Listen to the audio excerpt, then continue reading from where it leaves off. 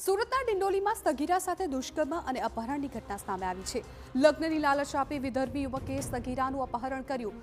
મોહમ્મદ રફીક નામના યુવકે સગીરાને પહેલા પ્રેમજાળમાં ફસાવી અને ત્યારબાદ બ્લેકમેલ બાદ લગ્નની લાલચ આપી સગીરાને મોકલી દીધી બિહાર। यूपीના મહોબા રેલવે સ્ટેશન પરથી રેલવે પોલીસે સગીરાને બચાવી।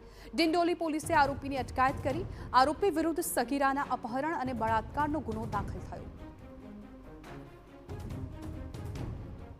જે સગીર દીકરી જે છે એને વચ્ચે મહોબા જંકશન ખાતે રેલવે પોલીસ એને સંપર્કમાં આવ્યો અને એમણે થોડી પૂછપરછ કરી। એમને થોડું ડાઉટફુલ લાગ્યું અને દીકરીએ પણ એમને જણાવ્યું કે આ રીતનો જે ઘટના બની છે તો દીકરી માઇનોર હોવાથી ત્યાં મહોબા જંકશન ખાતે રેલવે પોલીસે એમને ઉતારી દીધા અને પછી ડિંડોલી પોલીસ અને એમના પેરેન્ટ્સનો સંપર્ક કરેલો હતો।